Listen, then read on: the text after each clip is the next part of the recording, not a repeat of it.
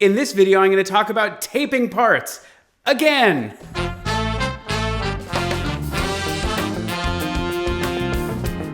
So after I posted my tutorial on taping a few months ago, I got a lot of response, both on YouTube and on Facebook in various groups that I post my videos to. And a lot of advice from people that have done a lot of taping, and I want to share that advice with you because some of it is very, very good.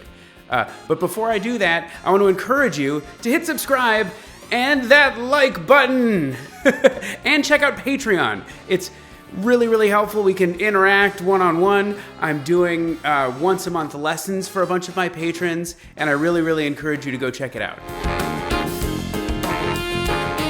So the updates. So first of all, I'm talking about this because I'm printing and taping again. I was doing a bunch of it over the summer when I was preparing for my first show back after vaccination. Now that I'm preparing for my Christmas gigs, I have a lot of charts to print and tape. The number one comment I got was to use masking tape. I suggest using artist tape. They suggest masking tape.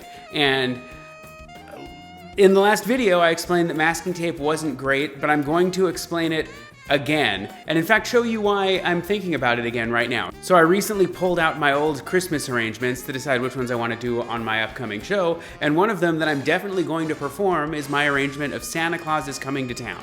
And it's going to be sung by the incredible vocalist and arranger Taryn Ray. So we'll talk a little bit more about that coming up. She's going to sing this arrangement that I wrote, and I pulled out the chart and I had used 1/2-inch masking tape.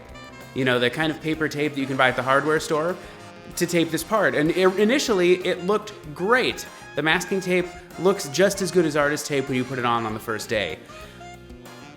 But here's what it looks like now. Literally every single part that I unfold, the glue from the tape has turned to dust, and the tape itself peels right off, leaving this horrible residue. The residue itself isn't a big issue, but the tape falling apart is a big issue. I actually began retaping all the parts before I decided that I wanted to make some adjustments anyway and just reprint the whole darn thing. Also, something I didn't talk about in my previous video, when I have a 2-page chart, I don't actually tape anything. A lot of people commented and made the suggestion that I should get a tabloid printer, a printer that prints at the size 11 by 17, which, if you do the math, is 2 8.5 by 11 pages, connected. And honestly, that's what I do in reality. I just didn't put it in that tutorial because I wanted to give people something that they can do with the equipment they have around. But if you're fortunate enough to be able to purchase a tabloid printer or even bigger, do that. Taping takes a long time. There's no cleaner taping than taping that's really just a fold. So when I reprinted this 2-page chart, I'm really just printing large tabloid pages and folding them over. So that's what I did this time around. But I had to reprint other charts. I've recently updated my 11-year-old arrangement of the Christmas song, which you might have seen as my first video on this channel. We are actually redoing it as a virtual performance right now. So you'll probably see it before Christmas, hopefully. But in the meantime, I had to make some adjustments for the virtual recording, and I fixed enough things going through it that I decided that it was worth reprinting the entire chart. So I printed that one out, and I decided to try some other tape that was suggested to me. The one that I really want to draw your attention to is 3M Bandage Tape. A few different people suggested this to me. It's not something that I'd ever heard, but maybe in other parts of the country or other generations of people, this is commonplace, but for me, this was news. So this is literally the kind of tape that you'd use to put on a bandage if you have an injury. That's what it's made for. But the quality of it is actually really, really great for part binding. So the tape itself is very thin, and unlike masking tape, it's sort of in between paper and fabric, which actually makes it a really, really excellent hinge when taping the parts. And unlike artist tape, the 3M bandage tape comes on a spool with a blade, like a regular tape dispenser. So you don't have to sit around with a You don't have to sit around with a razor blade making clean cuts with this tape.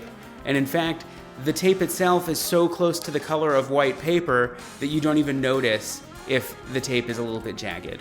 So my initial impressions of this tape is that it's excellent, but only time will tell whether it degrades as poorly as masking tape or whether it lasts as well as artist tape. By the way, an important consideration, the 3M bandage tape is actually a little bit more expensive than the artist tape. So I'm gonna put an Amazon link to the 3M bandage tape, and I'll copy the link to the artist tape from my other video. The artist tape is from an art supply store, Blick. The artist tape comes in a 60-yard spool and costs about $7.50 as of the filming of this video. The bandage tape comes in a 3-pack, but each spool only has 10 yards. So you're only getting 30 yards in the 3-pack of tape. So you're essentially, in order to get enough bandage tape to equal 1 spool of artist tape, you have to buy 2 orders from Amazon, which would cost $9. The artist tape costs $7 or $7.50. So there is a cost difference, although if the bandage tape does last as long as the artist tape, there might be a usability advantage. The other tape that was suggested to me that I think is worth pointing out is this Jaylar Super Clear tape.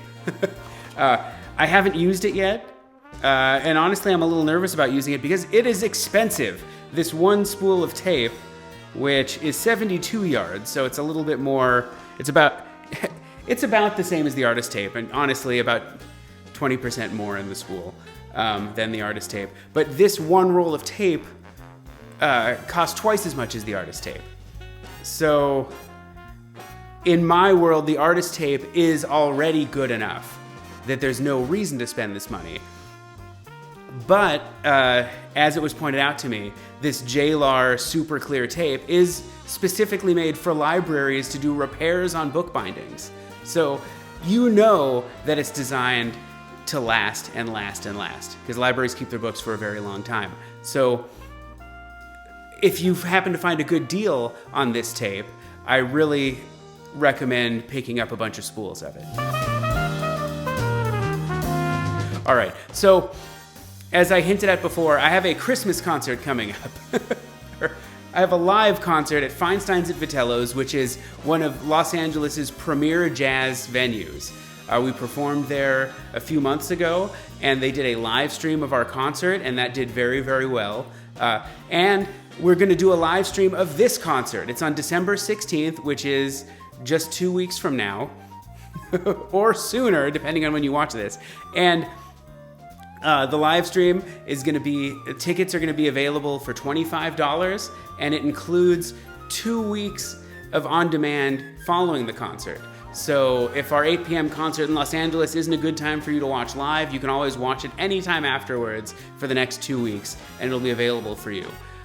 They do a really, really good job. This isn't a normal, cheapo, 1-camera live stream. They have a 5-camera setup, and there's a person manning the cameras at this big station, and it looks and it sounds excellent.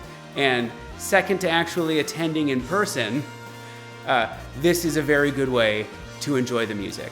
We're playing my arrangement of Sleigh Ride, and we're gonna do It's the Most Wonderful Time of the Year, and all of the really great Christmas arrangements that I have on my channel, and a bunch more that you've never heard. And we're featuring Taryn Ray, who's bringing some of her Christmas arrangements. And I'm premiering a brand new chart, a Pandemonium Big Band premiere, because it was a commission and the school already premiered it, but it's called Slaps for Scraps, and that's really exciting. So this is gonna be a really, really great night, and I hope that you join us online or in person. So links are down below, and it's gonna be December 16th at 8 p.m. Los Angeles time, and that's well enough, and I will catch you guys on the flip. All right, that's enough. I'll see you guys later. Goodbye.